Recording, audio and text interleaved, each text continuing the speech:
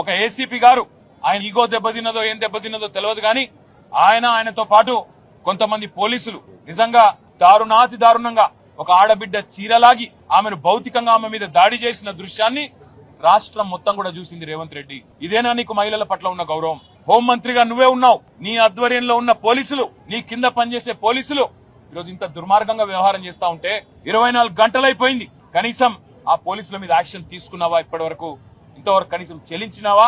కనీసం ఒక మాట మాట్లాడినావా నేను అడుగుతా ఉన్నా. సిగ్గుందా ఈ ప్రభుత్వానికి అని అడుగుతా ఉన్నా నేను. మీరిచ్చిన మాటనే కదా వాళ్ళు అడిగింది. వాళ్ళేమి గొంతమ్మ కోరిక కోరలేదు కదా. మీరే చెప్పిండ్రు కేసీఆర్ గారు 1700 నుంచి 9700కు పెంచిండు, మీకు సరిపోదు, మేము 18,000 చేస్తామని చెప్పిందే మీరు. ఉద్యోగ భద్రత కల్పిస్తామని చెప్పిందే మీరు. ఇన్సూరెన్స్ సౌకర్యం కల్పిస్తామని చెప్పిందే మీరు. మీరిచ్చిన హామీని నిలబెట్టుకోమని చెప్పి మీ దగ్గరికి సంవత్సరం పూర్తయిన సందర్భంగా వాళ్ళు వస్తే నిన్న మీరు చేసిన దుశ్శాసన పర్వం తెలంగాణ ఆడబిడ్డలు మర్చిపోరు. వారు తెలంగాణ వచ్చినాడు కేవలం 1700 ఉండేది వారి గౌరవ వేతనం. కానీ కేసీఆర్ గారి నాయకత్వంలో 9.5 సంవత్సరాల్లో 3 సార్లు వాళ్ళ జీతాలు పెంచినాం. 1700 నుంచి 9700 దాకా తీసుకొని పోయినాం. సెల్ ఫోన్ అలవెన్స్ కూడా కలుపుకుంటే ఇంకో 250 రూపాయలు, మొత్తం 10,000 రూపాయల కాడికి కేసీఆర్ గారి ప్రభుత్వంలో తీసుకొని పోయినాం. కేవలం ఇచ్చిన మాట నిలబెట్టుకోమని. ఆ పాపానికి ఈరోజు రహీం బి అనే మహిళను ఇప్పటికి కూడా ఆమె అడ్మిటెడ్ ఉంది.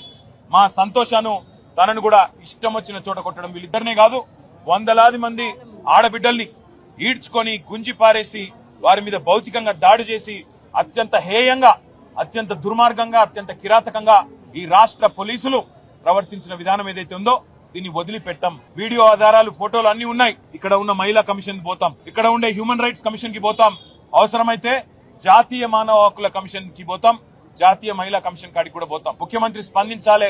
16వ తారీఖు అసెంబ్లీ ప్రారంభం కాబోతా ఉంది. తిరిగి ఈ లోపల స్పందించి వారికి న్యాయం చేయి, లేకపోతే అసెంబ్లీలో కూడా నిన్ను వదిలిపెట్టాం. అసెంబ్లీలో కూడా తప్పకుండా ఆడబిడ్డలకు ఇప్పుడే నేను మాటిచ్చిన దెబ్బలు తిన్న ఆడపిల్లలకు మేము చెప్పొచ్చాం. ఒకవేళ మీకు గనక ఇక్కడ ప్రభుత్వ వైద్యం, సర్కారు వైద్యం మీకు సూట్ కాకపోతే, నచ్చకపోతే మీరు రండి. మా పార్టీ తరఫున మేమే తీసుకెళ్లి ప్రైవేట్ ఆసుపత్రిలో మంచి వైద్యాన్ని కూడా అందిస్తామని చెప్పి కూడా వారికి చెప్పినాం. ధైర్యం కూడా చెప్పాము. ధైర్యంగా ఉండండి, పోరాడండి, మీకు అండగా మేమంతా కూడా ఉన్నాం, మీతో భుజం భుజం కలిపి నడుస్తామని చెప్పాం. అసెంబ్లీలో కొట్లాడతాం, బయట కూడా కొట్లాడతాం. రాష్ట్రంలో ఉండే ప్రతి ఆశ ఆడబిడ్డకు మేము బీఆర్ఎస్ తరఫున మాటిస్తా ఉన్నాం.